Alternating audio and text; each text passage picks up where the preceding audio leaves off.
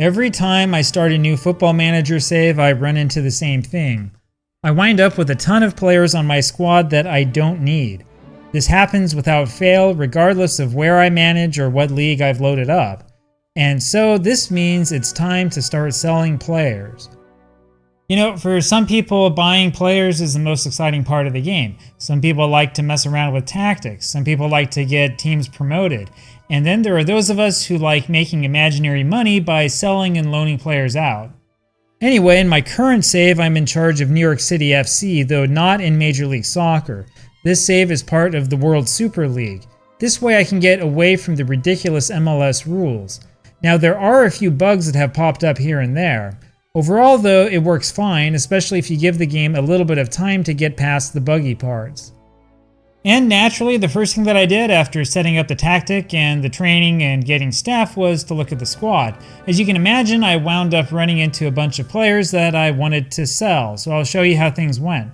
So we'll start off with this guy, John Dennis. In real life, John Dennis had been a successful player for New York City FC's 2 team. If you follow Columbia University soccer, you might have heard of Dennis. Sadly, though, the height of his professional career was scoring 14 goals in 18 games for New York City FC's 2 team, though not for the big club. In real life, Dennis is currently without a club and appears to no longer be a player. In fact, according to his LinkedIn page, it looks like Dennis is unemployed, looking to get some kind of role with a startup. Anyway, John Dennis is precisely the sort of player that we want to move on. Sorry, John. So let's see what happens when we try to sell him. Now, as you can see here, Dennis has an estimated in-game value of $65,000, which really isn't much. And so I decided to simply offer him out for an unspecified amount. After all, I had no idea whether anybody would want to pay anything for him. Generally, the best plan when it's time to sell is to offer players out for an unspecified amount the first time around. You might have some idea of what you want to get for that player. However, as you'll see in a second, it works a lot better to let the market bid up the price than to ask for some arbitrary high amount. The first offers for Dennis topped out at a little over $22,000. I accepted the high offer, rejected the rest, and tried to push him out again. But you'll notice here that I can't offer him out to clubs again at the moment. So this is one of those improvements that Sports Interactive brought to Football Manager. This is with the so-called transfer room. Transfers actually work the same way that they used to work, with the exception being that you can't just spam transfer offers over and over again every time your next turn comes up. The idea is that you can't offer the same guy out to teams before they've had a chance to respond. In reality, though, this improvement doesn't actually work most of the time. Anyway, without doing anything, I somehow got a whole bunch of offers for Dennis at $30,500.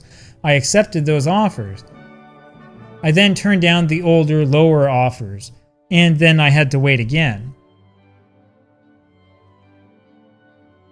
The reason you want to reject the lower offers is to try to give those teams an incentive to bid higher. In theory, you should then increase the amount of money you're asking for. Of course, in practice, because of the transfer room weird thing, we couldn't do this with Dennis right away. Well, we had a few more offers come in for him. I recommend going over to this transfer screen to sort out the offers. It's a little bit easier to compare them over here. Again, you accept the high offers and you reject the rest.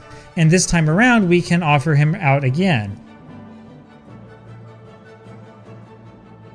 So I've stuck his asking price up to $65,000, which is just a little bit above the highest offer we've received so far.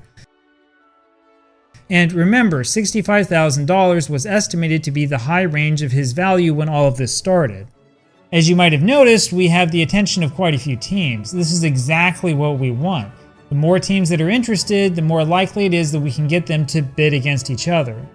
We got a bunch of $65,000 offers the next time around. We accept those and we decline the lower offers. Then we stick the price up to $70,000. Now we've got $70,000 offers. And so we accept those and decline the low offers. And now we nudge the asking price up just a little bit higher. And you really want to play this game one little bit at a time instead of making a big jump. If you try to make a big jump, you'll get nothing but silence.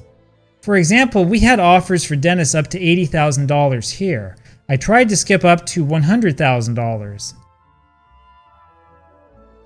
and we received nothing. And so I lowered that offer to $85,000 and tried again. It worked this time, and so I accepted the high offers and rejected the lower ones. I then tried $90,000. In the end though, $85,000 was the most that we could get for John Dennis. And so Dennis wound up being sold to Qatar for $85,000 after rejecting offers from 5 other clubs at the same price level. Again, this is really good considering that he was valued first at $65,000. And you know, I might have been able to get him to go even higher than that. Now, sometimes you can get a similar bidding war to work for players that you're putting out on loan. However, this is a little bit harder, and there are a bunch of unresolved bugs in Football Manager that you will run across. After taking a close look at the squad, I've decided that we want to loan out Agustin Ojeda. Ojeda is an Argentine player who broke into the first team not long ago in real life. He looks like he might be a good player for us in the future in this save. However, at the moment he is 4th in line on the left wing of our squad, and over on the right wing he is 6th in line. That tells me that it's probably best to stick him out on loan. Now, that doesn't mean that we're going to sell him in the end, not necessarily. It does mean, though, that I'm probably not going to give him a lot of first-team football this season if he stays at the club. So let's see if we can figure out a way to get someone else to pay his wages and to give us some extra cash in the meantime. Ojeda is valued at about $20 million on the low end. His wages are $10,000 per week. In theory, we should be able to get a team to pay his entire wages on loan plus some extra. 20 million divided by 192 is a little over $100,000, which theoretically is the amount that the computer manager will be willing to pay for him per week. That's the old system anyway, which dates back to FM19 if not earlier. I'm still not entirely sure that these same calculations work for FM24. However, this is a good rule of thumb to keep in mind, especially if you're trying to figure out whether a player is actually worth his wages, or whether the computer will actually be willing to pay the guy's wages when he's out on loan. Now, Ojeda got mad at me for putting his name out for loan, likely because his actual playing time is listed as being a squad player. There's not much you can do when you're faced with this, but it doesn't really matter anyway. He claims that he's not going out on loan, but we'll see about that. I just stuck him on the under-19 squad to mitigate the morale damage.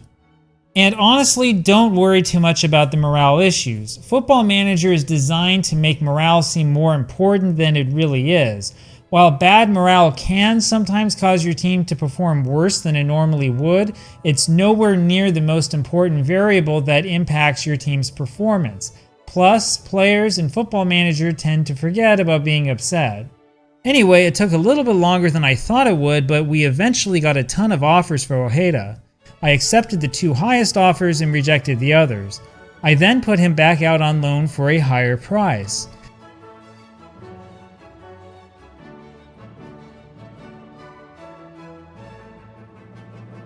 The new offers included 3 for his full wages plus $97,000 per month.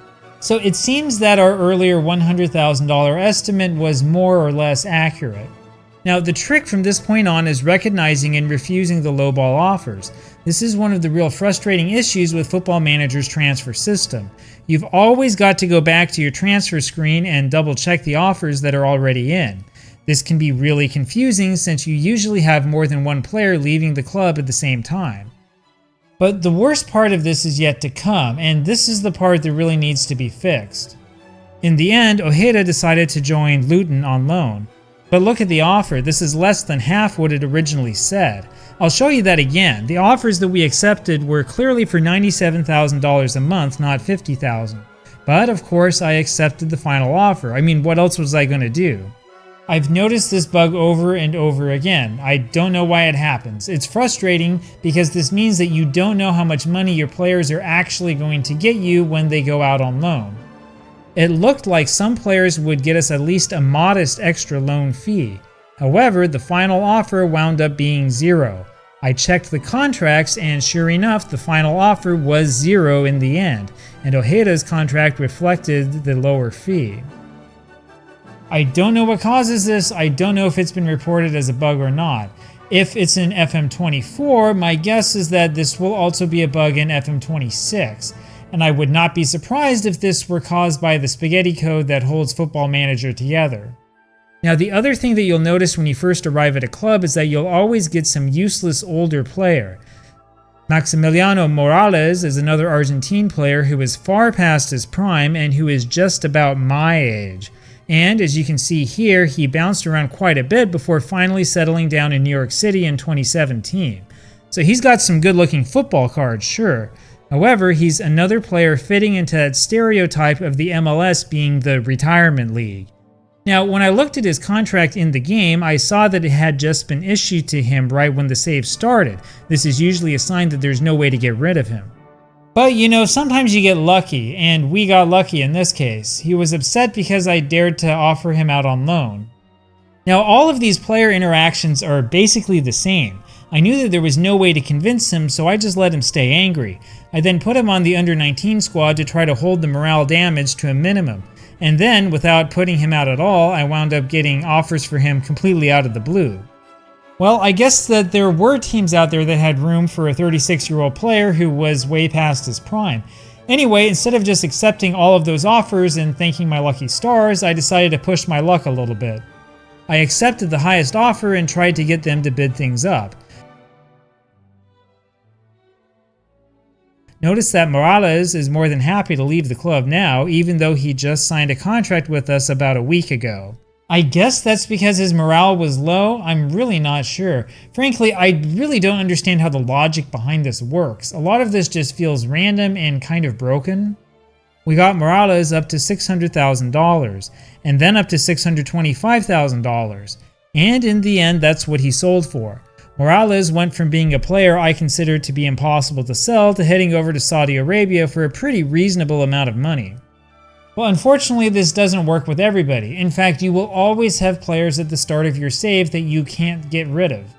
That's why you've got youth teams and second teams. Stick the players in those teams for half a season or a full season and then try to sell them again.